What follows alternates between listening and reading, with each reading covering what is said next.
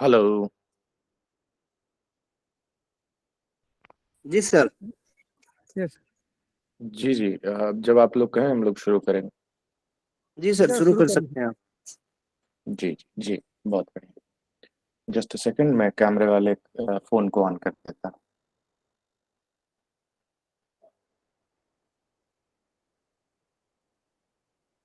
So I guess सभी को मेरा स्लाइड दिख रहा है। यस सर, जी यस। जी सर। चलिए, बहुत बढ़िया। तो सभी को नमस्कार, एमडीएनवाई के पूरे टीम को नमस्कार। सो मधु जी ने मेरे बारे में बताया, और मैं राहुल सर के साथ इस व्यासा में पीएचडी स्कॉलर हूँ। तो आज का जो हमारा टॉपिक है पीएचडी ट्रेनिंग के इस स्पेशल क्लास में, उसमें हम जानेंगे कि किस प्रकार अलग अलग रिसर्च सर्च इंजिन को यूज करके आप रिसर्च पेपर्स कलेक्ट कर सकते हैं। किस प्रकार जो है वो आप अलग अलग टूल्स को यूज कर सकते हैं अपने पीएचडी रिसर्च में, और कैसे आप अपने रिसर्च पेपर्स को पढ़ें ताकि वो जो है आपके लिए एक मतलब हेडेक ना बने और एक आसान चीज हो जाए। ठीक है, तो चलिए शुरू करते हैं। सबसे पहले हम आते हैं सर्च इंजिन्स के ऊपर कि सर्च इंजिन्स हैं क्या, कितने टाइप के सर्च इंजिन्स होते हैं, उनकी इंपॉर्टेंस क्या है। तो जो सर्च इंजन है वो अलग अलग प्रकार के होते हैं। जनरल सर्च इंजिन्स होते हैं, एकेडमिक सर्च इंजिन्स होते हैं, लाइब्रेरी डेटाबेसेस होते हैं, इंस्टीट्यूशनल रिपोजिटरीज होते हैं, सोशल मीडिया सर्च इंजिन्स होते हैं। तो जब हम रिसर्च और साइंटिफिक रिसर्च की बात करते हैं, तो ये जो साइंटिफिक रिसर्च का जो सर्च इंजन है वो एकेडमिक सर्च इंजिन्स के अंदर में आता है। तो सर्च इंजन की हम बात करते हैं कि सर्च इंजन जरूरी क्या है, क्यों है। तो कहते हैं कि ये जो सर्च इंजन है ये बहुत ही क्रूशियल रोल प्ले करता है रिसर्च में। क्यों? क्योंकि देखिए, आप सभी जानते हो कि हमको कुछ भी ढूंढना हो, कुछ भी देखना हो, तो हम कहाँ जाते हैं? गूगल पे जाते हैं, याहू पे जाते हैं। लेकिन गूगल और याहू जो है एक क्वाइट ब्रॉड प्लेटफॉर्म है। ठीक है, बहुत ब्रॉड प्लेटफॉर्म है। वहां पे अगर आप योग डालते हैं तो योग के बारे में जितनी जानकारी इंटरनेट पे अवेलेबल है वो गूगल आपको दिखाएगा। किंतु जब हम रिसर्च पे आते हैं तो रिसर्च पे हमें टू द पॉइंट चीजें ढूंढनी होती हैं, कीवर्ड्स के साथ ढूंढनी होती है। हालांकि कीवर्ड्स क्या है वो हम आगे डिस्कस करने वाले हैं। तो रिसर्च पर जब हम बात करते हैं तो हमें चाहिए होता है कि कोई एक ऐसा इंजन हो, सर्च इंजन हो, जिसपे अगर हम कोई टॉपिक डालें, जैसे अगर हम कहें कि डायबिटीज पे हमको देखना है कि कौन कौन से रिसर्च पेपर है, तो डायबिटीज शब्द जो है जब हम गूगल पे डालेंगे तो वो डायबिटीज की सारी जानकारी देगा। हाँ, यकीनन वो पेपर्स भी दिखाएगा, लेकिन बहुत लास्ट के पेजेस में दिखाता है वो पेपर। लेकिन वो आपको डायबिटीज की बाकी सारी जानकारियां दे देगा। डायबिटीज क्या है, कितने प्रकार की है, विकिपीडिया वो आपको दिखा देगा, एनसीबीआई के पोर्टल्स आपको दिखा देगा। लेकिन जब आपको रिसर्च रिलेटेड जानकारी चाहिए डायबिटीज के ऊपर, उस समय काम आते हैं ये रिसर्च रिलेटेड सर्च इंजन्स, खास करके एकेडमिक सर्च इंजन्स जिसको हम कहते हैं, यहाँ पे नाम मेंशन्ड है। तो ये जो एकेडमिक सर्च इंजन्स हैं ये अलग अलग तरह के होते हैं और इनके बहुत सारे एग्जाम्पल्स हैं, वो भी हम आगे देखेंगे। उससे पहले हम जरा जान लें कि ये जो एकेडमिक सर्च इंजन्स है ये आपको किस तरह से मदद कर सकते हैं। तो यदि आपको मान लें कि किसी चीज के ऊपर रिसर्च के करना है आपको, जैसे कि प्राणायाम कह लें, फॉर इनटेक हम कहें कि मुझे प्राणायाम के ऊपर जानना है, और प्राणायाम किस प्रकार से काम करता है मुझे वो जानना है। मेरी आवाज आ रही है ना सभी को? हेलो? जी जी सर, सर। क्लियर है। PPT is quite clearly visible everyone? Yes sir. Okay okay. तो किस प्रकार से इन जानकारियों को एक जगह इकट्ठा किया जाए और रिसर्च के लिए से संबंधित जो है, मतलब कि एक ब्रॉडर एस्पेक्ट में जाके हम कैसे अपने सर्च को नैरो डाउन कर सकें, और नैरो डाउन करके हम सिर्फ उन्हीं चीजों को देखें अगर हम इंटरनेट पे टाइप करें कि जो हमारे रिसर्च से संबंधित है। तो उस समय ये जो एकेडमिक सर्च इंजन है वो काम आते हैं। जैसे कि अगर यदि आपको डायबिटीज पे देखना हो तो आपने एक सर्च इंजन उठाया, फॉर एन एग्जाम्पल हम पबमेड का नाम लें, तो पबमेड पे आपने सिंपली टाइप किया डायबिटीज। तो डायबिटीज से संबंधित जितने भी पेपर्स पब्लिश हुए हैं वो सारे पेपर्स आपको उस पर दिखाई दिए जाएंगे।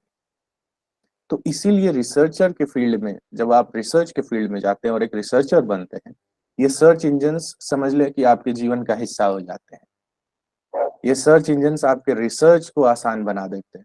वरना एक समय ऐसा भी था, आज से कहें कि 20 साल पहले, ज्यादा समय भी नहीं, 20 साल पहले, जब किसी व्यक्ति को रिसर्च करनी होती थी, पीएचडी करनी होती थी या इन जनरल रिसर्च भी करनी होती थी, तो he has to travel all around the India. If he is doing research in India, he has to travel different state, different libraries, and he has to collect all the journals regarding his research.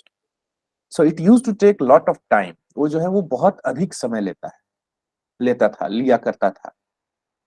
सोचे जरा आप कि यदि आप हरियाणा में रह रहे हैं और आपको पता चले कि आपसे, आपके रिसर्च से संबंधित जितने भी जर्नल्स और राइटिंग्स हैं वो मौजूद है मणिपुर में, नॉर्थ ईस्ट में।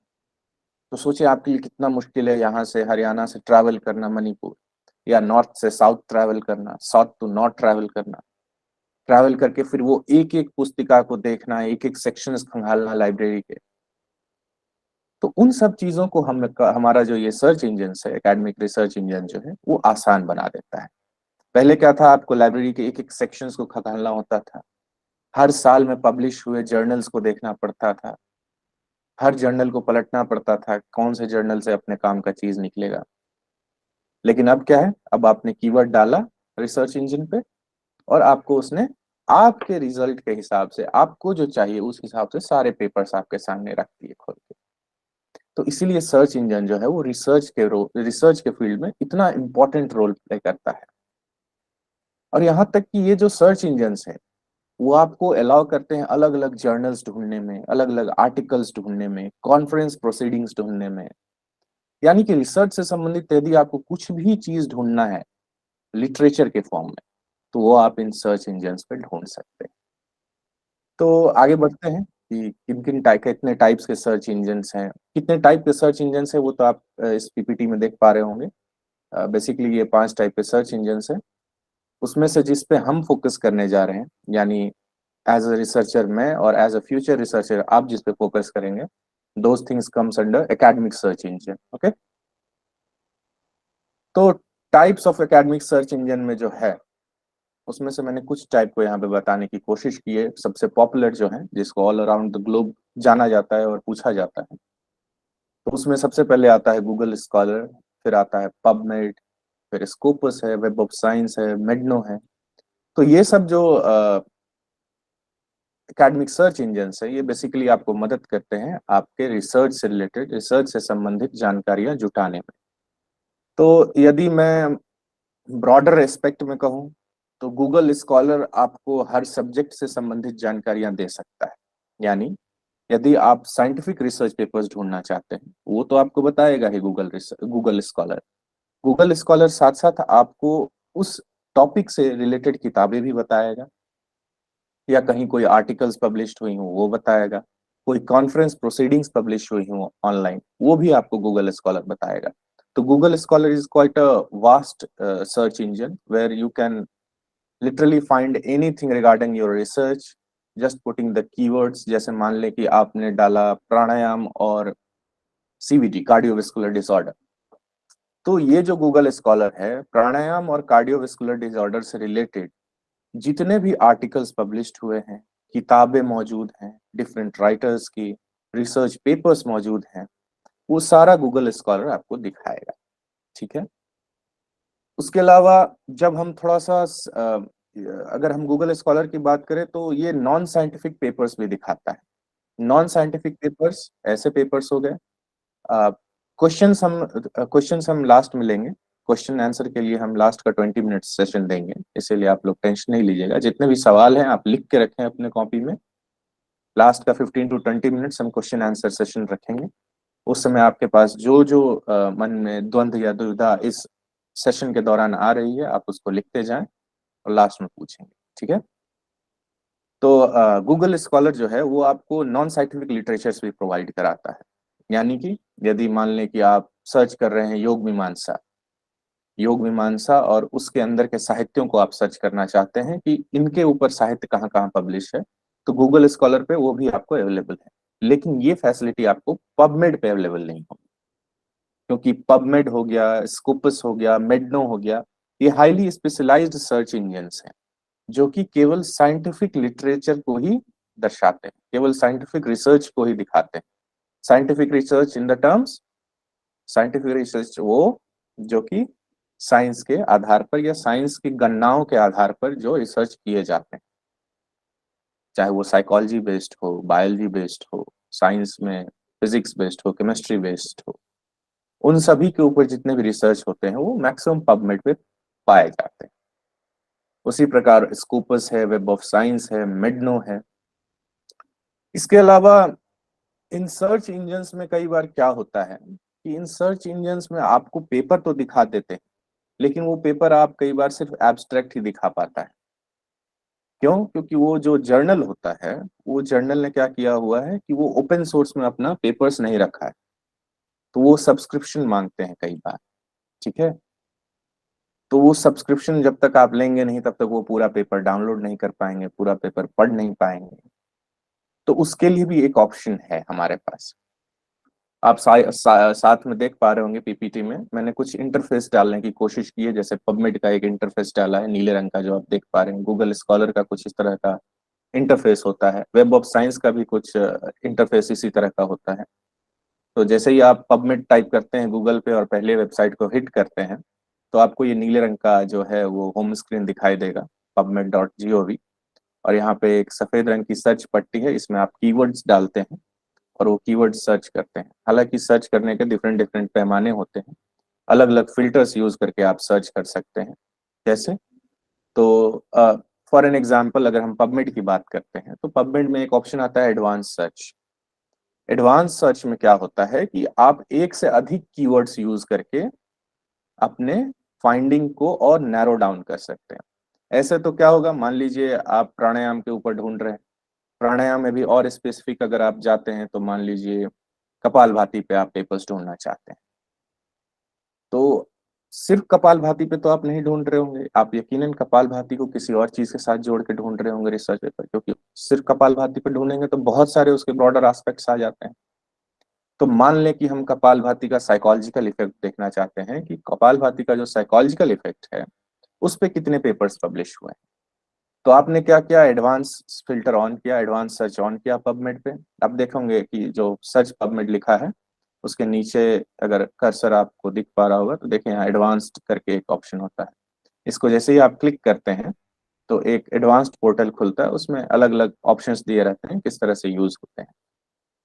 उसके अलावा बिब्लियन सिंड्रोम, बिब्लियन साइंस भी यूज होते हैं, बिब्लियन साइन इसको बोलते हैं। एक जैसे स्पेशल वर्ड्स होते हैं जिनको कि अटैच करने के लिए यूज किया जाता है। तो वो बिब्लियन जो साइंस है उनमें तीन बेसिकली साइन यूज होता है जिसको कहते हैं एंड, और, इज। तो ये तीन बेसिकली यूज होते हैं मैक्सिमम तौर पे। जैसे दो कीवर्ड्स को अगर जोड़ के अगर ढूंढना है तो एंड यूज करते हैं। या जैसे मान लें कि आप ढूंढना चाह रहे हैं कपालभाति का साइकोलॉजिकल इफेक्ट, तो आपने एक कीवर्ड डाला कपालभाति। अब कपालभाति के साथ आपने साइकोलॉजी को कैसे जोड़ा, तो आपने जस्ट वहां पे एंड ऐड कर दिया, कैपिटल में एंड ऐड किया। बिब्लियन साइंस जितने भी होते हैं वो कैपिटल्स में लिखे जाते हैं, तो आपने एंड ऐड किया। एंड के बाद आपने फिर क्या लिखा, साइकोलॉजी। और उसके बाद जैसे ही आपने सर्च प्रेस किया तो कपालभाति और साइकोलॉजी से रिलेटेड जितने भी पेपर्स हैं जिसमें कपालभाति और साइकोलॉजी एक साथ चर्चा किया गया हो जिसके ऊपर, वो सारे पेपर्स आपको दिखाना शुरू होते हैं। उसी प्रकार अगर आपको नॉट यूज करना है, NOT, नॉट तब हम यूज करते हैं जब आपको किसी चीज को हटाना हो अपने सर्च रेफरेंसेस से। जैसे जैसे कि मान लीजिए कि आप प्राणायाम पे सर्च करना चाह रहे हैं और प्राणायाम का साइकोलॉजिकल इफेक्ट आप देखना चाह रहे हैं, लेकिन आप जो है वो साइकाट्रिक डिसऑर्डर्स को उसमें नहीं रखना चाहते, तो आप कैसे टाइप करेंगे, pranayama and psychology not psychiatric disorders. तो जैसे ही आप ये फिल्टर डाल के इंटर करेंगे, एडवांस ऑप्शन डाल के इंटर करेंगे सर्च पे, तो वो जो पबमेड है वो ऑटोमेटिकली क्या करेगा कि प्राणायाम और साइकोलॉजी वाले पेपर्स में से साइकेट्रिक डिसऑर्डर्स के जितने पेपर हैं ऑटोमेटिकली वो रिमूव कर देगा। तो ये आपका बहुत सारा समय बचाता है, आपको एक एक करके छांटना नहीं पड़ता सारे पेपर्स में से, एक एक पेपर्स को पढ़ के जरूरी नहीं है कि छांटना पड़े आपको। तो इस प्रकार से जो है वो आप चेंजेस उसमें कर सकते हैं। उसके बाद दूसरी चीज आती है कि फिल्टर्स के भी बहुत सारे ऑप्शन मिलते हैं। फिल्टर्स वो स्नैपचैट और इंस्टाग्राम वाले फिल्टर्स की मैं बात नहीं कर रहा हूँ। सर्च इंजन्स के अपने फिल्टर्स होते हैं। जैसे आप सब में से शॉपिंग ऐप सबने यूज किया होगा ऑलमोस्ट, amazon, फ्लिपकार्ट, स्नैपडील। उसमें ऊपर फिल्टर का ऑप्शन दिया होता है जिसमें आप प्राइस फिल्टर कर सकते हैं कि 500 से 1000 के रेंज का ही आपको सामान देखना है, या एक फिक्स्ड ग्रुप का ही सामान देखना है, एक फिक्स्ड ब्रांड का ही सामान देखना है। तो उसी तरह का फिल्टरिंग सिस्टम जो है वो ये एकेडमिक सर्च इंजन्स भी हमें देते हैं। ठीक है। वो फिल्टरिंग ऑप्शंस बहुत तरह के होते हैं। फिल्टरिंग ऑप्शंस में आप ईयर फिल्टर कर सकते हो कि आपको लास्ट 5 ईयर्स का चाहिए या लास्ट 20 ईयर्स का चाहिए, या मान लीजिए फ्रॉम 1990s टू आपको 2011 तक का पेपर्स ही आपको देखना है जो पब्लिश हुए। तो फिल्टर में आप ये फिल्टर कर सकते हैं। फिल्टर में आप फिल्टर कर सकते हैं आपको किस जर्नल का देखना है, किस किस टाइप का आपको आर्टिकल देखना है, यानी सिस्टमेटिक रिव्यू देखना है कि आरसीटीज देखना है कि कंट्रोल ट्रायल देखना है। उसके अलावा आप फिल्टर में ये भी देख सकते हो कि कौन से पेपर्स फुल्ली अवेलेबल हैं ऑनलाइन, कौन से नहीं अवेलेबल ऑनलाइन, इनको भी आप फिल्टर कर सकते हो। तो ये बेसिकली फिल्टर्स आपके समय को बचाने के लिए है, ताकि आप फालतू का समय ना वेस्ट करें इन सब चीजों को मैनुअली फिल्टर करने में। क्योंकि मैनुअली फिल्टर करने में बहुत समय जाता है, बहुत अधिक समय जाता है। लेकिन ये वेबसाइट्स, ये जो पबमेड्स हैं, मेडनो है, गूगल स्कॉलर है, ये हमें इनबिल्ट ऑप्शन देते हैं कि आप उन फिल्टर्स को यूज कर सकें। फ्यूचर में कभी हम लोगों को मौका मिलेगा तो हम लोग कभी इस पे एक अलग से सेशन ही रखेंगे कि फिल्टर्स को कैसे यूज करते हैं या बिब्लियन साइंस को कैसे यूज करते हैं। और वो लाइव सेशन होगा जिसमें लाइव डेमो के साथ हम लोग देखेंगे कि कैसे उन फिल्टर्स को यूज करते हैं। फ्यूचर में कभी हम राहुल सर से रिक्वेस्ट करेंगे कि एक ऐसा क्लास सेशन रखा जाए। तो चलिए अब आगे बढ़ते हैं। नेक्स्ट जो हमारा टॉपिक है, how to read research paper. अब देखिए, अभी तक तो हमने बात कर ली सर्च इंजन की, इसके अलावा हमने बात कर लिया फिल्टर्स की, कैसे पेपर्स ढूंढते हैं, कैसे कीवर्ड्स हम सर्च करते हैं, कीवर्ड्स कैसे डालते हैं। उस how to read research paper से मैं एक चीज और बहुत बताना चाहूंगा आप लोगों को, बहुत इंपॉर्टेंट पॉइंट है keywords. How to select keywords, keywords कैसे सेलेक्ट करें। अक्सर जो बच्चे हैं, अक्सर जो यंग रिसर्चर्स हैं या जो फ्यूचर रिसर्चर्स हैं, वो इसी में कंफ्यूज रहते हैं कि क्या कीवर्ड डालना है कि नहीं। तो कीवर्ड को आप सिंपल शब्दों में समझिए कि कीवर्ड वो स्पेशलाइज्ड वर्ड होते हैं जो वर्ड को बोलने से ही आपको किसी पैराग्राफ या किसी टॉपिक का तात्पर्य समझ में आ जाए। ठीक है। जैसे जैसे मैं प्राणायाम कहूं तो प्राणायाम एक वास्ट टॉपिक है, लेकिन जब मैं प्राणायाम में कहूंगा नाड़ी शोधन प्राणायाम, तो ये एक कीवर्ड हो गया। क्यों? क्योंकि ये हमें टू द पॉइंट बता रहा है कि मैं इस प्राणायाम के बारे में चर्चा कर रहा हूं। तो कीवर्ड्स बेसिकली वो टर्म्स होते हैं, वो वर्ड्स होते हैं जो कि एक पूरे पूरे सेगमेंट को नैरो डाउन करके, कंप्रेस करके एक शब्द में समझाने का प्रयास करते हैं। बचपन में सभी ने हिंदी की किताब में पढ़ा होगा, शब्द एक अर्थ अनेक। ये उसी प्रकार का होता है। इसमें बस ये होता है कि शब्द एक होता है और उसका तात्पर्य बहुत होता है। तो उतना तात्पर्य हमको ना टाइप करना पड़े, उतना कंटेंट हमको ना टाइप करना पड़े, इसीलिए कीवर्ड्स डेवलप किए जाते हैं, कीवर्ड्स डाले जाते हैं। तो कीवर्ड्स डालना एक तो सबसे इजी काम है कि मान लीजिए आपके मन में एक टॉपिक चल रहा है कि मुझे मेडिटेशन के ऊपर काम करना है, कि मैं जब मेडिटेशन का मुझे देखना है कि अंतर मौना का क्या इफेक्ट होता है, हमारे न्यूरल रिस्पॉन्सेज में क्या क्या उसका इफेक्ट होता है अंतर मौना का। तो ये तो कई बहुत ही वास्ट टॉपिक है, लेकिन इसमें से आपको कीवर्ड्स ढूंढना पड़ेगा। तो एक तो कीवर्ड आपका वो शब्द ही हो गया अंतर मौना। दूसरा, जब न्यूरोलॉजिकल रिस्पॉन्सेज पे आएंगे तो न्यूरोलॉजिकल रिस्पॉन्सेज तो बहुत तरह के होते हैं। कॉग्निटिव रिस्पॉन्सेज हैं, साइकोलॉजिकल रिस्पॉन्स है, फिजियोलॉजिकल रिस्पॉन्स है, ये सारे न्यूरो कॉग्निटिव रिस्पॉन्सेज में आते हैं। तो उसमें से फिर आपको छांटना शुरू करना हो। जैसे अगर कॉग्निटिव रिस्पॉन्स आप न्यूरोलॉजिकल रिस्पॉन्सेज में ले रहे हैं, तो कॉग्निटिव रिस्पॉन्स में भी कौन सा रिस्पॉन्स, वर्किंग मेमोरी हो गया, सस्टेन्ड अटेंशन हो गया, शॉर्ट टर्म मेमोरी हो गया, लॉन्ग टर्म मेमोरी हो गया। तो जब ये शब्द जो है वो आप जानकारी रखते हैं तो आप कीवर्ड्स आसानी से डाल सकते हैं। और इसके लिए सबसे ज्यादा जरूरी है डोमेन नॉलेज। रिसर्च के फील्ड में हम कहते हैं कि जिनके पास डोमेन नॉलेज है तो इजीली कोई भी रिसर्च कर सकते हैं। डोमेन नॉलेज यानी डोमेन नॉलेज उस नॉलेज को बोलते हैं कि जिस सब्जेक्ट से रिलेटेड आप रिसर्च करने जा रहे हैं उस सब्जेक्ट के बारे में आपको ए टू जेड पता होना चाहिए। जैसे मैंने न्यूरोकॉग्निटिव रिस्पॉन्सेज की बात की, तो आपको ये पता होना चाहिए कि कितने तरह के न्यूरोकॉग्निटिव रिस्पॉन्सेज होते हैं, उनका क्या काम है, उनका फिजियोलॉजी क्या है, उनका न्यूरोफिजियोलॉजी क्या है। ये आपको जब तक नहीं पता होंगे तब तक आप या तो कीवर्ड्स नहीं बना पाएंगे, कीवर्ड से ढूंढ नहीं पाएंगे पेपर्स। सो सबसे जरूरी है किसी भी रिसर्च फील्ड में आने के लिए या पीएचडी करने के लिए कि आप अपना डोमेन नॉलेज स्ट्रांग रखें। डोमेन नॉलेज जो है उसका आपके नॉलेज से कोई लेना देना नहीं। डोमेन नॉलेज है आपके सब्जेक्ट नॉलेज से रिलेटेड। यदि आप साइंस के स्टूडेंट हैं, साइंस में भी अगर आप लाइफ साइंसेज के स्टूडेंट हैं, लाइफ साइंस में भी डिफरेंट फील्ड्स हैं, जुअलॉजी हो गया, बॉटनी हो गया, माइक्रोबायोलॉजी हो गया, वायरोलॉजी हो गया। यदि मैं कहूँ माइक्रोबायोलॉजी, क्योंकि मैंने माइक्रोबायोलॉजी से ग्रेजुएशन किया है, तो माइक्रोबायोलॉजी अगर आपका डोमेन है तो माइक्रोबायोलॉजी के बारे में आपके पास सारा नॉलेज होना चाहिए। तो किसी भी चीज को ढूंढने आपके लिए आसानी हो जाएगी, किसी भी चीज को ढूंढना आपके लिए आसान हो जाएगा।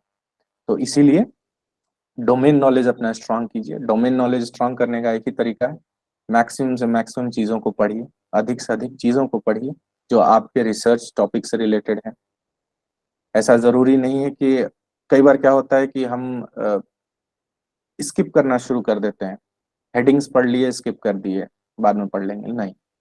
जब तक आपका डोमेन नॉलेज स्ट्रांग नहीं होगा, जब तक आपका डोमेन नॉलेज में स्ट्रेंथ नहीं रहेगा, आप रिसर्च में बिल्कुल नहीं आगे बढ़ पाएंगे। ठीक है। इसके अलावा अब हम आगे बढ़ते हैं क्योंकि समय भी उसी रफ्तार से भाग रहा है। तो बच्चों को सबसे ज्यादा तकलीफ कहाँ होती है इन इन सब चीजों के बाद? रिसर्च तकलीफ का ही नाम है। रिसर्च अगर आसानी से हो जाए तो कोई भी कर लेगा। तो रिसर्च यदि आप ये सोच के आ रहे हैं रिसर्च फील्ड में कि इजीली हो जाएगा, आसानी से कर लेंगे, तो भूल जाइए। रिसर्च कभी आसानी से और इजीली नहीं होगा। तो ये एक स्टेज का मुश्किल अभी खत्म हुआ, अब सेकंड स्टेज के मुश्किल पे आते हैं कि रिसर्च पेपर्स को कैसे पढ़ा जाए इफेक्टिवली। कई बार क्या होता है कि आप एक रिसर्च पेपर लेके बैठे हैं और हफ्तों महीनों तक एक ही पेपर को पढ़ने की कोशिश कर रहे हैं, वो खत्म ही नहीं हो रहा। जबकि जब आप रिसर्च फील्ड में आते हैं तो आपको कई सैकड़ों हजारों पेपर्स पढ़ने पड़ते हैं। कई बार तो महीने भर के समय में आपको 1000 से 1500 पेपर्स पढ़ने पड़ते हैं। तो ये जानना सबसे ज्यादा जरूरी है एक रिसर्च फेलो के लिए कि कौन कौन से तरीके अपनाए जाएं जिससे कि हम इफेक्टिवली किसी रिसर्च पेपर को पढ़ सकें, कम से कम समय हम लगा के रिसर्च पेपर्स को फिल्टर कर सकें।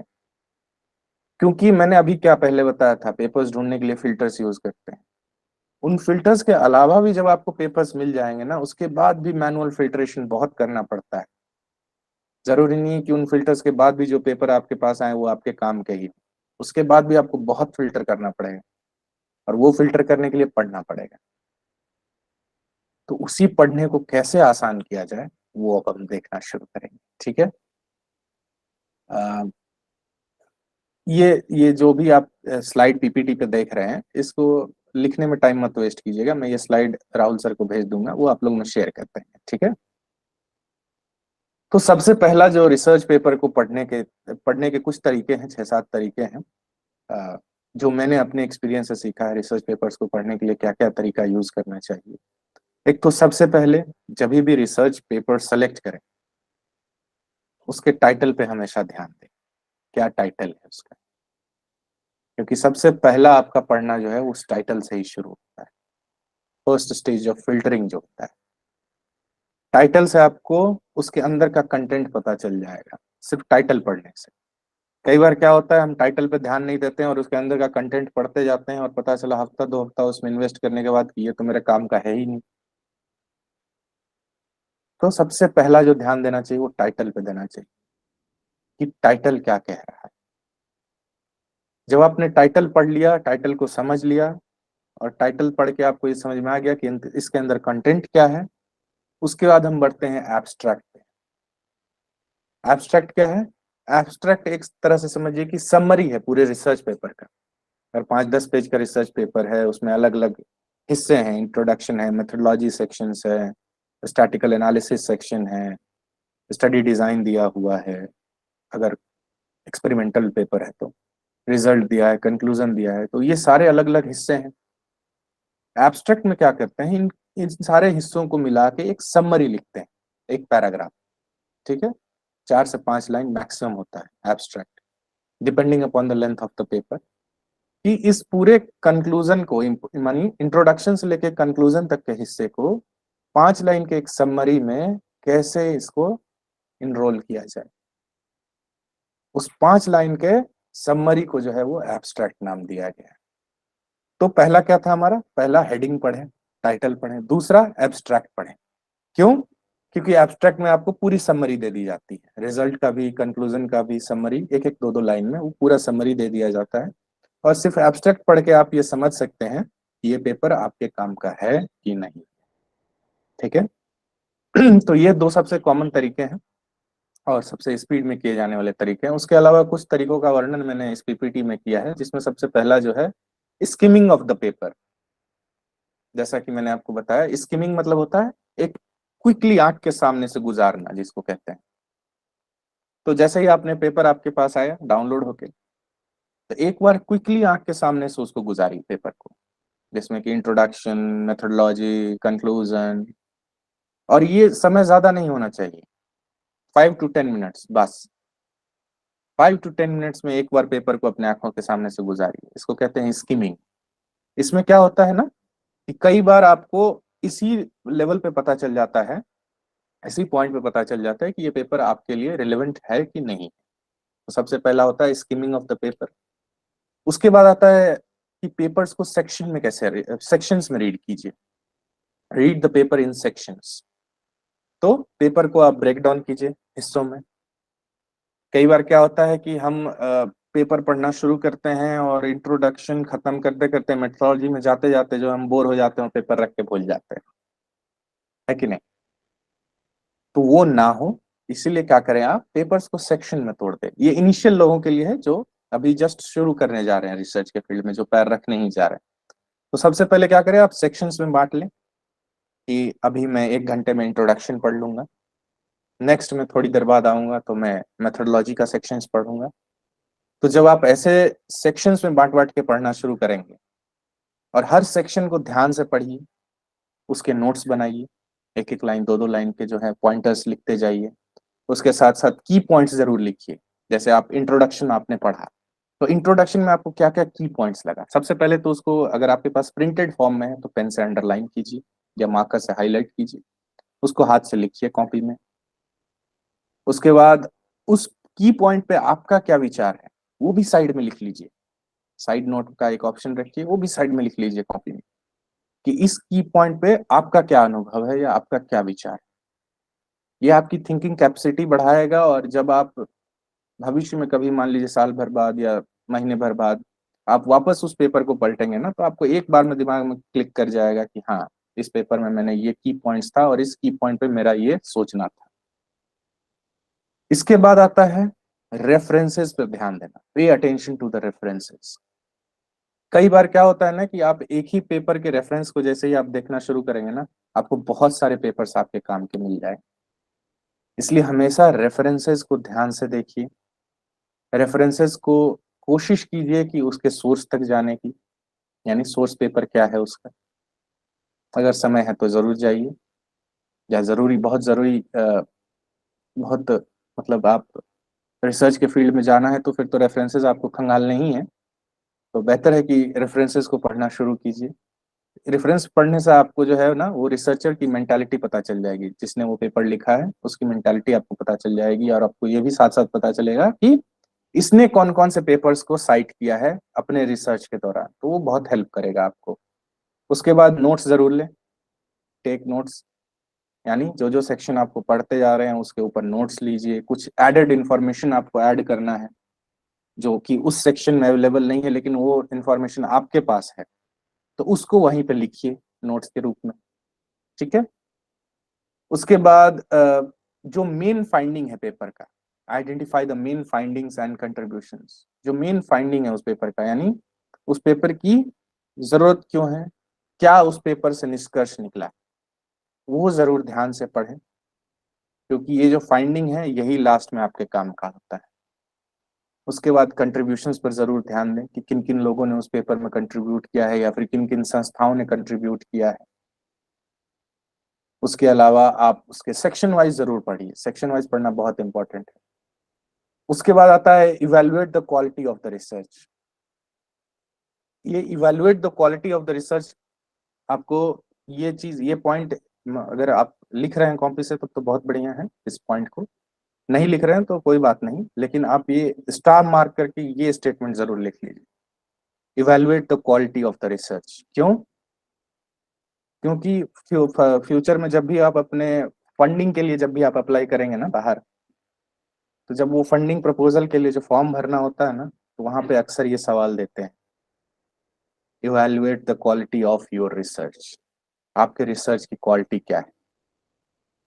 तो जब आप पेपर्स पढ़ना शुरू करेंगे ना, तो आप उन रिसर्च की क्वालिटी को भी इवेल्युएट करते जाइए साथ में, ये अच्छी क्वालिटी का रिसर्च हुआ है कि नहीं इसमें। वो कैसे पता चलेगा? तो वो पता चलता है कि कौन से टूल्स उसमें यूज किए हैं उसने, कौन कौन सी मेथडोलॉजी इसने अपनाई है, किन किन पेपर्स को साइट किया है इस रिसर्चर ने। ये सब जो है ओवरऑल मिला के उस पेपर की क्वालिटी को बताता है। ठीक है, क्या इम्पैक्ट फैक्टर है उस रिसर्च पेपर का, उस रिसर्च जर्नल का जिसमें वो पब्लिश हुआ है।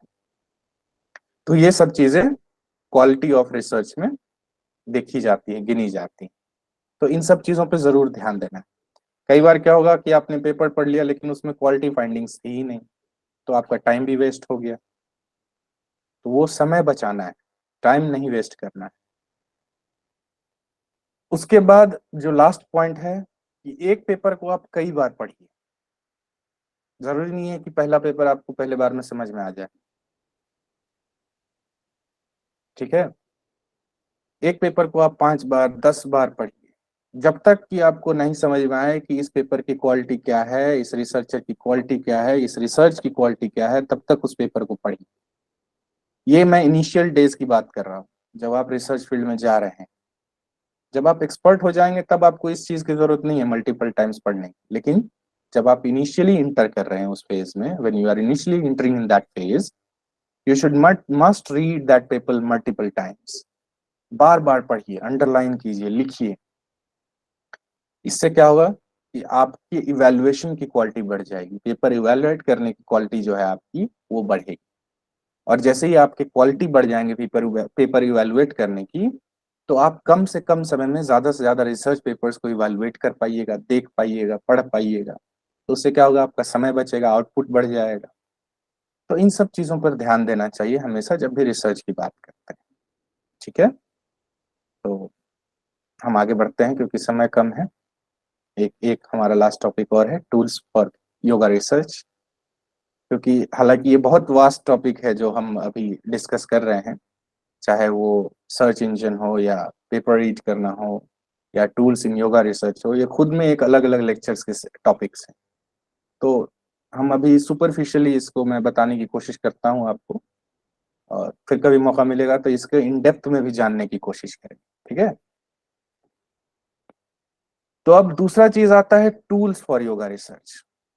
टूल्स फॉर योगा रिसर्च में देखिए, योगा रिसर्च आज के जमाने में इतना इतना वास्ट सब्जेक्ट है रिसर्च के लिए, जिसके अंतर्गत अप्लाइड साइंस का हर फॉर्म आ जाता है, चाहे वो साइकोलॉजी हो, फिजियोलॉजी हो, न्यूरोलॉजी हो, क्वांटम फिजिक्स हो, क्वांटम साइंस हो, पैरासाइकोलॉजी हो, बायो एनर्जी हो, मॉलिक्यूलर बायोलॉजी, इन सभी में यौगिक रिसर्चेस को किया जा सकता है।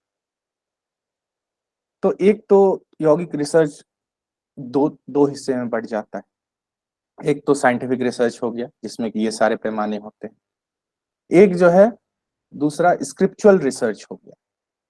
स्क्रिप्चुअल रिसर्च जो थ्योरेटिकल रिसर्च होता है, कंपैरेटिव स्टडी हो गया, जैसे comparative study between Bhagavad Gita and Jain Darshan. तो ये सब जो है वो थ्योरेटिकल रिसर्च में आ जाते हैं, जिसमें कि एक दो टूल है आप यूज कर सकते हैं, जैसे कि शोध गंगा है, शोध गंगोत्री है। ये सब सर्च टूल्स हैं जो कि आप स्क्रिप्चुरल थ्योरेटिकल रिसर्च के लिए आप यूज कर सकते हैं। हालांकि मेरी स्पेशलाइजेशन से जो है वो साइंटिफिक टूल्स में है, तो मैं साइंटिफिक टूल्स पे ही फोकस्ड रहूंगा। तो जब हम साइंटिफिक टूल्स की बात करते हैं तो बहुत सारे टूल्स इसमें आते हैं। समय हमारे पास कम है तो मैं दो तीन टूल्स पे ही चर्चा करूंगा, जिसमें कि हम सबसे पहला जो टूल हम देखने जाएंगे वो है पावर लैब टूल। ये जो पावर लैब टूल है ये आता है आपको ईईईसीजी के लिए, ये बेसिकली किया जाता है। ये फिजियोलॉजी का टूल है, फिजियोलॉजिकल मेजरमेंट्स को नापने के लिए टूल है। और योगा में ये साइकोफिजियोलॉजी जो है, साइकोफिजियोलॉजी एक अलग सब्जेक्ट है जिसमें साइकोलॉजी और फिजियोलॉजी को एक साथ स्टडी किया जाता है, और फिजियोलॉजी के यानी शारीरिक अलग अलग पैमानों को नाप करके मानसिक पैमाने को बताया जाता है, साइकोलॉजी को बताया जाता है। तो जब हम साइकोफिजियोलॉजी की बात करते हैं तो साइकोफिजियोलॉजी वर्ल्ड में जो है एक बहुत पॉपुलर टूल है जिसका नाम है पावर लैब। ठीक है, पावर लैब एक सिंगल टूल है, और ये एक टूल है जो एक साथ बहुत सारे काम कर सकता है, बहुत सारे मेजरमेंट कर सकता है। ये आपका ईसीजी रिकॉर्ड कर सकता है, ईईजी रिकॉर्ड कर सकता है, हार्ट रेट आपको बताएगा, हार्ट रेट वेरिएबिलिटी बता देगा, स्किन इंड्योरेंस बता सकता है, गैल्वेनिक स्किन रेजिस्टेंस रिकॉर्ड कर सकता है, बॉडी एक्सेलरेशन को मेजर कर सकता है, हमारे रिस्पिरेशन को मेजर कर सकता है। इसके अलावा हमारी एनर्जी एक्सपेंडिचर को मेजर कर सकता है ये सिंगल टूल। हम कितना ऑक्सीजन ले रहे हैं, कितना कार्बन डाइऑक्साइड छोड़ रहे हैं, उस ऑक्सीजन के लेने से हमारे शरीर में कितना ऊर्जा जल रहा है, ये सब कुछ हम इस सिंगल टूल की मदद से मेजर कर सकते हैं। ये अलग अलग सेट्स में मौजूद होता है, 4 चैनल, 2 चैनल, 16 चैनल, 32 चैनल। तो पावर लैब जो है वो बॉडी फिजियोलॉजी के 32 अलग अलग वेरिएबल्स को एक साथ मेजर कर सकता है। अगर 16 चैनल पावर लैब की बात करें तो आप एक फोटो देख भी सकते हैं, ये हमारे सामने है 16, ये हाँ ये 16 चैनल पावर लैब है। ठीक है, जहाँ पे आप कर्सर देख रहे हैं ये 16 चैनल पावर लैब है। तो ये 16 चैनल पावर लैब जो है वो एक साथ 32 डिफरेंट बॉडी वेरिएबल्स को मेजर कर सकता है।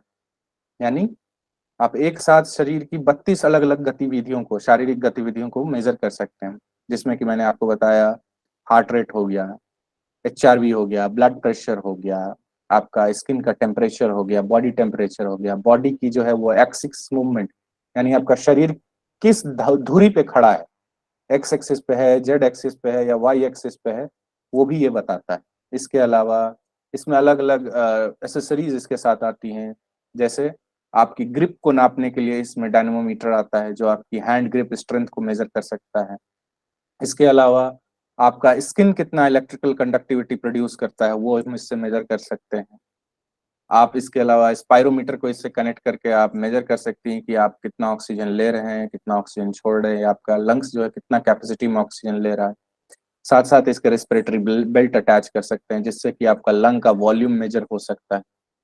तो ये सब जो है वो योगा रिसर्च में आज के दौर में यूज होते हैं, और स्टैंडर्ड टूल्स हैं, और ऑल अराउंड ग्लोब यूज किए जाते हैं ये टूल्स। तो ये एक एग्जांपल था पावर लैब का। इसको बनाने वाली कंपनी का नाम है ADI instruments, Australia based company है, ऑस्ट्रेलिया में ये कंपनी है, और सबसे स्टैंडर्ड कंपनी मानी जाती है इस टूल को प्रोड्यूस करने के लिए। तो अभी तक मैंने जो भी ट्रेनिंग ली है वो इसी टूल के ऊपर ली है। मतलब साइकोफिजियोलॉजी की जो भी ट्रेनिंग ली है इस टूल के ऊपर ली। इसके बाद एक और टूल की है चर्चा करते हैं जो कि न्यूरोलॉजिकल रिसर्च में यूज होते हैं, न्यूरोकॉग्निटिव रिसर्चेज में यूज होते हैं। उनका उसका नाम है FNIRS, फेरोनियर इंफ्रारेड स्पेक्ट्रोस्कोपी इसको कहते हैं। ये बेसिकली क्या करता है, ये हेल्प करता है कि ब्रेन में ऑक्सीजन और कार्बन डाइऑक्साइड के कॉन्सेंट्रेशन को मेजर करने। ठीक है, कि हमारे मस्तिष्क में किस जगह पे ऑक्सीजन का कंसंट्रेशन ज्यादा है, किस जगह पे कार्बन डाइऑक्साइड का कंसंट्रेशन ज्यादा है, इसको इस टूल की जगह हेल्प से मेजर कर सकते हैं। तो बेसिकली इसका इस्तेमाल हम मेडिटेशन और प्राणायाम के स्टडी में करते हैं। जब हम कहते हैं कि कपालभाति जो है वो ब्रेन को प्यूरिफाई करता है, किस प्रकार प्यूरिफाई करता है, तो उसके लिए हम इस टूल को यूज कर सकते हैं कि ब्रेन के किस हिस्से में कपालभाति के दौरान ऑक्सीजन कंसंट्रेशन कमता है या किस हिस्से में बढ़ता है, कितने समय के लिए बढ़ता है। उसी प्रकार एक और टूल हम यूज करते हैं जिसको कि कहते हैं ट्रांसक्रेनियल डोपलर। डोपलर सोनोग्राफी के सिद्धांत पर आधारित है ये टूल, ट्रांसक्रेनियल डोपलर। इसकी मदद से हम मेजर कर सकते हैं कि मस्तिष्क में कितनी रफ्तार से खून जा रहा है और कितनी रफ्तार से जो है अशुद्ध खून वापस आ रहा है। उस टूल को कहते हैं ट्रांसक्रेनियल डॉपलर। सोनोग्राफी की तरह ये होता है, अल्ट्रासाउंड की तरह ये टूल होता है। और ये बेसिकली हमारे जो मिडिल सेरेब्रल आर्टरी है, एमसीए, एक धमनी है एक प्रकार की, जो कि मस्तिष्क के बीचों बीच जाती है स्पाइनल कॉर्ड के होते हुए, और पूरे मस्तिष्क में खून को पहुंचाने का काम करती है। तो ये बेसिकली मिडिल सेरेब्रल आर्टरी में ब्लड के मूवमेंट को मेजर करता है, जिससे कि हम पता कर सकते हैं कि किसी एक खास यौगिक प्रक्रिया के दौरान मस्तिष्क में किस अमाउंट में ब्लड गया है या मस्तिष्क से किस अमाउंट में ब्लड वापस हार्ट की तरफ आया है। उसी प्रकार अलग अलग टूल हैं, ईईजी है। अ, जब हम मॉलिक्यूलर बायो लैब में जाते हैं, जब हम मॉलिक्यूलर बायोलॉजी को देखते हैं, तो वहाँ पे भी अलग अलग टूल्स यूज किए जाते हैं। गैल्वेनी वहाँ पे जो टूल्स यूज किए जाते हैं उसमें एलाइजा टूल है।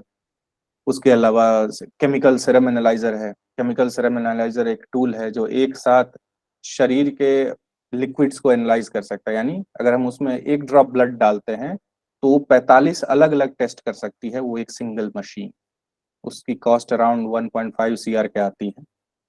और उसी प्रकार डिफरेंट डिफरेंट टूल्स हैं। हर टूल को यहाँ पे बताना संभव नहीं है, और हर टूल आपके लिए भी मतलब उचित नहीं है हर टूल के बारे में याद रखना।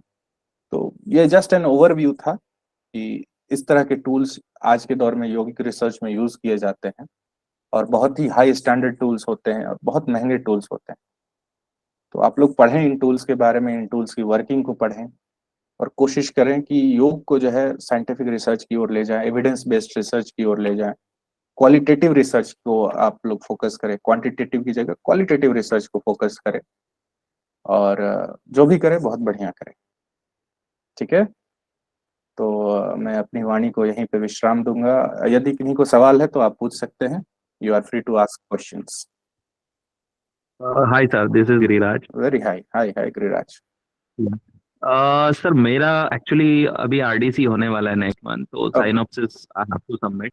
ओके भोपाल से मैं कर रहा हूँ। ओके मेरा इशू ये है कि मेरा टॉपिक मैंने वेरिएबल तो सिलेक्ट कर लिया है। मेरा प्रोक्रास्टिनेशन है, मतलब relation between yoga and procrastination. और दूसरा टाइटल जो मेरे दिमाग में आ रहा है impact of yoga on procrastination. तो ओके मुझे दुविधा ये हो रही है कि इसमें लाइक मेथडोलॉजी में टूल्स कौन से यूज करने हैं। एक मुझे प्री और पोस्ट टूल्स इसमें आता है, जो कि एक्सपेरिमेंट ग्रुप और कंट्रोल ग्रुप बना करके कर सकते हैं। तीसरा इसमें और एक पास करके एक स्केल है, प्रोक्रास्टिनेशन असेसमेंट स्केल। तो ओके एक तो वो है। तो बड़ा कंफ्यूजन हो रहा है कि रिलेशनशिप में हमें क्या मेथोडोलॉजी यूज करना है, मिक्स्ड मेथोडोलॉजी यूज करना है, और इम्पैक्ट में क्या करना है। तो थोड़ा सा अगर इसमें आप मुझे गाइड करें। अच्छा, प्रोकास्टिनेशन से रिलेटेड आपको टूल यूज करना है।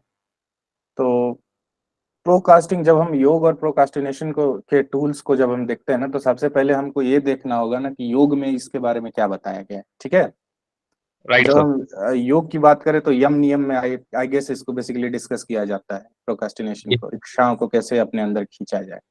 राइट। तो इसमें जो है टूल्स, आप साइकोलॉजिकल टूल्स यूज कर सकते हैं। डिफरेंट डिफरेंट टेस्ट है, साइकोलॉजिकल टूल्स हैं।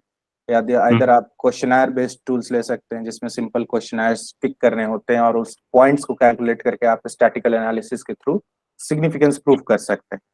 दूसरा राइट। है, क्वेश्चनायर्स के अलावा भी बहुत सारे साइकोलॉजिकल टूल्स हैं। ठीक है, जैसे कि इच्छाओं के संदर्भ में कुछ डिजिटल टूल्स भी हैं। तो जी। उसके लिए आप, एक वेबसाइट है मिली सेकेंड करके, ठीक है, उस ओके। वेबसाइट को रिफर कीजिए। उस वेबसाइट पे बहुत सारे साइकोलॉजिकल असेसमेंट टूल्स दिए गए हुए हैं, और ओके। उसमें से देखिए कि आपके स्टडी लायक कौन सा है, किसको आप कर सकते हैं, किसको आप समझ सकते हैं। ठीक है, तो परफेक्ट। ये जो है वो आप बेसिकली इसको आप साइकोलॉजिकल टूल्स की मदद से ही प्रूव कर सकते हैं, क्योंकि इसमें कोई ऐसा वो बिहेवियरल चेंजेस जो है वो मेजर नहीं है, मतलब साइकोलॉजिकल चेंजेस वैसा मेजर नहीं है जिसको कि हाँ, डायरेक्ट मेजर किया जा ये सके। Basically intentional delay of any task is a हाँ प्रोक्रास्टिनेशन। हाँ। दूसरा, आप अगर थोड़ा सा इसमें वास्ट जाना चाहते हैं तो इसमें आप ऐड कर सकते हैं। इसमें आप वर्किंग मेमोरी ऐड कर दीजिए। ठीक है, ओके। कॉग्निटिव में वर्किंग मेमोरी आप ऐड कर सकते हैं, अटेंशन ऐड कर सकते हैं कि आपने जो यौगिक इंटरवेंशन दिया है उसके बाद उसके अटेंशन में क्या चेंजेस आए हैं। तो अटेंशन के लिए भी आप टूल्स यूज कर सकते हैं, साइकोलॉजिकल असेसमेंट टूल्स यूज कर सकते हैं। तो बेसिकली इस स्टडी में जो है वो साइकोलॉजिकल टूल्स ही यूज होंगे ज्यादातर। ठीक है। ओके, ठीक। तो मेथोडोलॉजी इसमें मिक्स्ड का भी मेरे पास ऑप्शन है और प्री पोस्ट वाला भी ऑप्शन। सो मेथोडोलॉजी में आपको सबसे पहले ध्यान, रिलेशन बिटवीन जाता हूं तो क्या मिक्स्ड में जाना चाहिए, और इम्पैक्ट पे जाता हूं तो प्री पोस्ट पे जाना चाहिए? अगर आप इम्पैक्ट बेसिस पे जाएंगे तो प्री पोस्ट ज्यादा बेहतर होगा आपके लिए। प्री ओके, पोस्ट में आप जस्ट एक एक्सपेरिमेंटल ग्रुप और एक कंट्रोल ग्रुप लेके इजिली राइट। आप इसको खत्म कर सकते हैं। तो कंट्रोल सर, ग्रुप को, हाँ, कंट्रोल जी, ग्रुप को एक आप सिंपल प्लेसिबो दे दीजिए, प्लेसिबो से कंट्रोल ग्रुप का भी सिग्निफिकेंस आ जाएगा, आपका एक्सपेरिमेंटल का भी सिग्निफिकेंस आ जाएगा। Okay, right, thank you. Next नमस्ते क्वेश्चन। सर। नमस्ते नमस्ते नमस्ते। सर। सर जी, मैं वसंत झेंडे औरंगाबाद महाराष्ट्र से बोल रहा हूँ सर। सर मैं नमस्कार इस नमस्कार। फील्ड में बहुत नया हूँ। तो जस्ट मेरे दो तीन क्वेश्चंस है सर। जैसे अभी मैंने आपका पूरा लेक्चर सुना, उसमें आपने बताया कि आप जो है साइंटिफिक बेस्ड टूल यूज करते हैं, जैसे पावर लैब टूल आपने बताया कि बहुत जी साइंटिफिक जी। है। सर तो इसी तरीके से फिजियोलॉजी जो है मतलब जो कॉमन मैन है उसके जो है आसन वगैरह करते वक्त जो भी मतलब उसके अंदर जो उसकी फ्लेक्सिबिलिटी होगी या रेंज ऑफ उसका जो ये होगा उसका मसल्स का, वो सब वहां पर टेस्ट होता है क्या? ये एक क्वेश्चन। और दूसरा जो है, आप लोग जो है ब्रेन से रिलेटेड कुछ वर्क करते हैं क्या? मतलब साइंटिफिकली टेस्टेड है क्या? जैसे अभी आजकल जो है बहुत सारा जो ओवर थिंकिंग का वगैरह ये जो कंसेप्ट चल रहा है, तो इस योगा में किस तरीके से ये हो रहा है? और जैसे अभी मैं फिजिकल एजुकेशन से हूँ, सो तो प्रॉब्लम ये हो जाता है कि हम लोग जो है एज ए पढ़ने के लिए तो सब पढ़ लेते हैं, लेकिन हम लोग प्रैक्टिस नहीं कर सकते। फॉर एग्जाम्पल, अगर हमारे खेल में अगर किसी को इंजुरी हो गई तो हमको फर्स्ट एड सिखाया जाता है, लेकिन हम लोग उसको इम्प्लीमेंट नहीं कर सकते क्योंकि बहुत रिस्क हो जाता है। वैसे ही आपका जो अभी योग में जो है रिसर्च आप लोग करते हैं, वो जिसका जनरल वैलिडेशन क्या होता है? ठीक। अब देखिए, जब थैंक यू सर। मैं आपके लास्ट क्वेश्चन से आपको आंसर करना शुरू करता हूँ कि योग के रिसर्च का वैलिडेशन क्या है।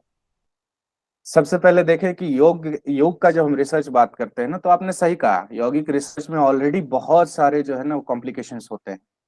कई बार आपको जो है वो इन्फ्लुएंस के चलते अपना रिसर्च ड्रॉप करना पड़ता है।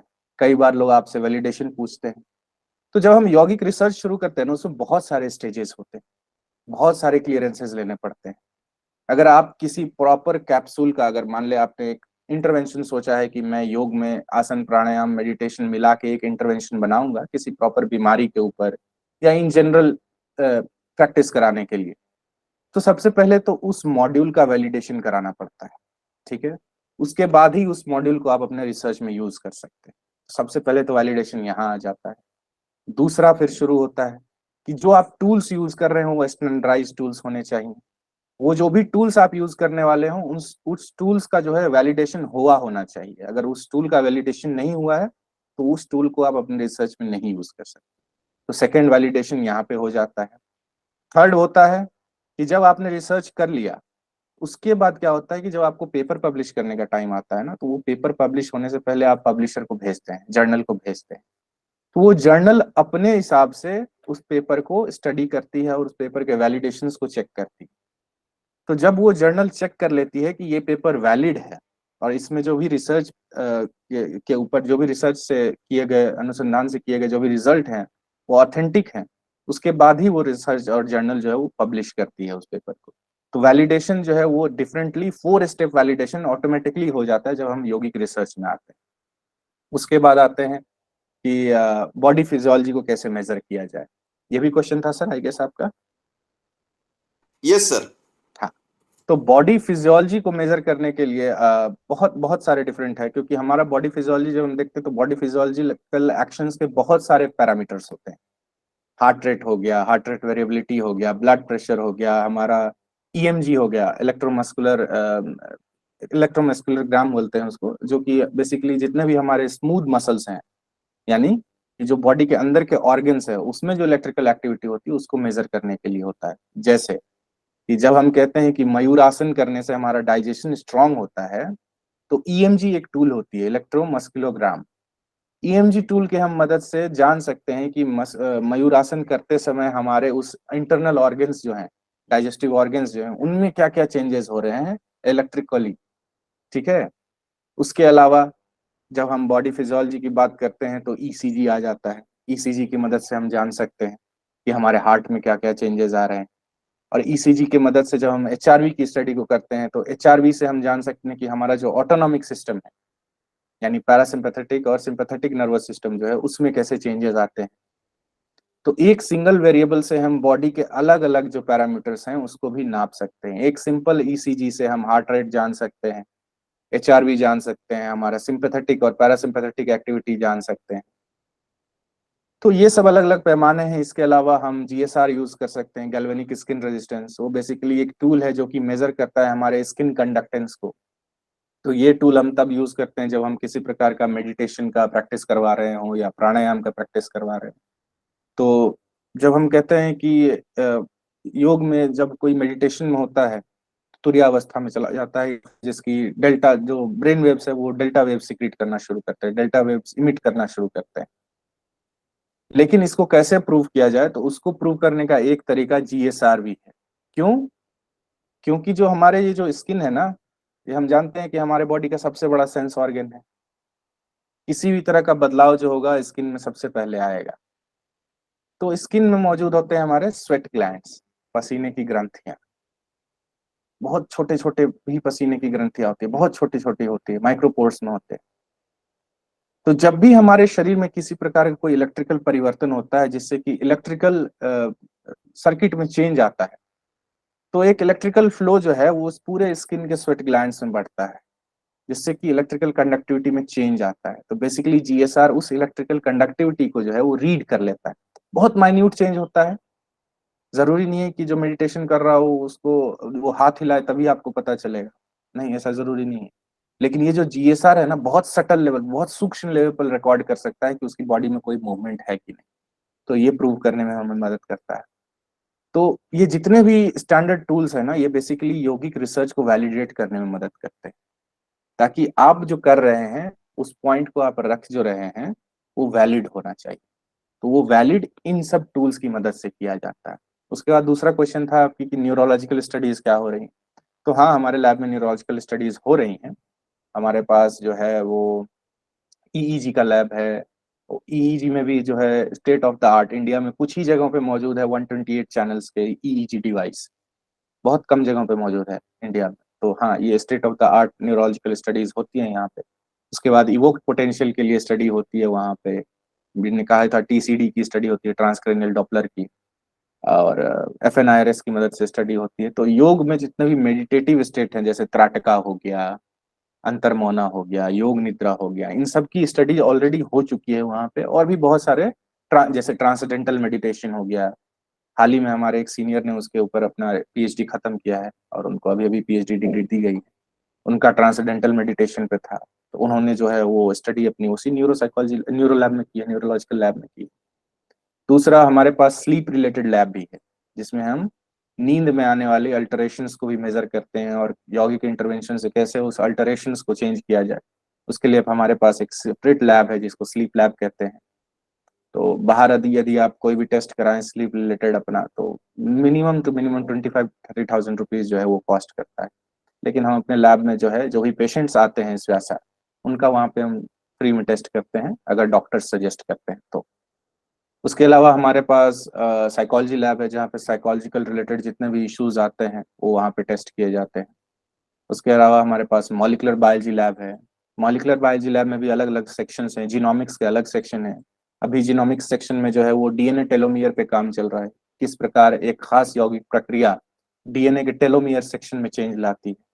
उसके अलावा सिकल सेल एनीमिया पे काम चल रहा है कि सिकल सेल एनीमिया पर योग का क्या क्या प्रभाव हो सकता है और योग की किस विधा से हम उस प्रभाव को कम कर सकते हैं। वैसे ही हमारा बायोमेडिकल इंस्ट्रूमेंटेशन लैब है, जहाँ पे डिफरेंट डिफरेंट इंस्ट्रूमेंटेशन सिखाए जाते हैं रिसर्चर्स को और वहाँ पे रिसर्च होते हैं। इसके अलावा हमारे पास बायो एनर्जी लैब है। बायो एनर्जी लैब में बेसिकली ऑराज और चक्रास के ऊपर स्टडीज होती हैं कि जब हम किसी खास प्रकार के हवन या मंत्र उच्चारण से कैसे आपका ऑरा ठीक किया जाता है, या मंत्र साधना से किस प्रकार जो है आपके चक्रास को अलाइन किया जाता है। वहाँ पे भी अलग अलग टूल्स हम यूज करते हैं, जैसे जीडीवी हो गया, स्पुतनिक हो गया, बायोवेल, ये सब अलग अलग टूल्स है, स्टैंडर्डाइज टूल्स हैं और एस्वासा आई गेस पूरे वर्ल्ड में जो है वो योगा रिसर्च की सबसे बड़ी संस्था है जहाँ पर योगिक रिसर्च होता है। हमने हार्वर्ड के साथ कोलैबोरेट करके यौगिक रिसर्च किया है, हमने ऑक्सफोर्ड यूनिवर्सिटी के साथ कोलैबोरेट करके यौगिक रिसर्चेस किए हैं। तो हाँ, विश्व में यौगिक रिसर्च का ये एक सबसे बड़ा वो संस्था हम कह सकते हैं। आई गेस मैंने थैंक यू आपके सर। सवालों का उत्तर दे दिया। Thank you sir. सर और एक छोटा सा क्वेश्चन सर, ये कैवल्य धाम जो है यहाँ पर भी ये सभी टेस्ट किए हम्म। जाते हैं क्या सर? हाँ, कैवल्य धाम जो है वो सबसे पहला जो है वो साइंटिफिक स्टडी ऑफ योगा कैवल्य धाम में ही शुरू हुआ था। आई गेस सबसे पहली जो जर्नल है योग मीमांसा, जो साइंटिफिक लिटरेचर ऑफ योगा पर जो बेस्ड थी, 1924 में स्वामी कैवल्य धाम स्वामी कौवल्यानंद ने इसको शुरू किया था। और सबसे पहली जर्नल है योग की साइंटिफिक, जो साइंटिफिक विश्लेषण के ऊपर काम करती है, तो योग मीमांसा, तो वहां से पब्लिश हुआ है। इस रेंज में नहीं होता है वहां पे काम, क्योंकि स्वामी जी के जाने के बाद कोई वैसा टेक ओवर करने वाले रहे नहीं। हाँ, लेकिन रिसर्च पर काम वहां अभी भी होता है और बहुत अच्छा होता है। सर एक बेसिक क्वेश्चन, जी। आजकल जो है बहुत योगा जो है बहुत एक्सपेंसिव हो गया है। आप जो हम्म। मतलब बहुत सारे इंस्टीट्यूट्स देखते हैं, तो जैसे कि हम लोग इसको बहुत ट्रेडिशनल बोलते हैं, बहुत स्पिरिचुअल बोलते हैं, लेकिन जो रेगुलर अभी एजुकेशन हो रहा है इससे बहुत महंगा मैं बोल रहा हूँ इस कंपैरेटिवली। जैसे अभी एमबीए में जो प्रोफेशनल कोर्सेज करते हैं उस तरीके का हो गया है। सर आप इसके बारे में क्या कहेंगे? देखिए, योग में जो है ना, वो योग की अगर पढ़ाई भी छोड़ दें तो योग ट्रेनर्स भी अब बहुत महंगे हो गए। और इसका कारण हम ही आप हैं। हम आपने योग करना छोड़ दिया तो योग के ट्रेनर्स आए, योग के लिए अलग अलग संस्थाएं, योग की कोच सेंटर्स खुलने लगे। कारण एक ही है, हमने छोड़ दिया प्रैक्टिस करना, तो लोगों ने इसको प्रोफेशन बना दिया। अब जब कोई चीज प्रोफेशन बन जाती है तो उससे रिलेटेड पढ़ाई शुरू हो जाती है। तो इसका सिंपल कारण हम हैं, हमने छोड़ दिया, तो इसलिए ये प्रोफेशन भी बन गया, पढ़ाई भी हो गई। इसका कारण सिर्फ हम है सर। हम वापस योग करना शुरू कर दे, आने वाले हो सकता है 500 साल में या 100 साल में इसकी वापस जरूरत खत्म हो जाए। बहुत बहुत शुक्रिया सर, बहुत लोग लाइन में है। Thank you very much sir. समय हमारे पास कम है। Sir last question. सर एक क्वेश्चन था सर। जी जी। जैसे वेब ऑफ साइंस और स्कॉपस से हमको साइटेशन डिटेल और एब्स्ट्रैक्ट ज्यादा से ज्यादा मिल जाता है, ठीक है। और दूसरा हम स्कॉलर में गूगल स्कॉलर में जाते हैं या पबमेड में जाते हैं, उसमें दोनों ही पॉसिबिलिटी है हमको।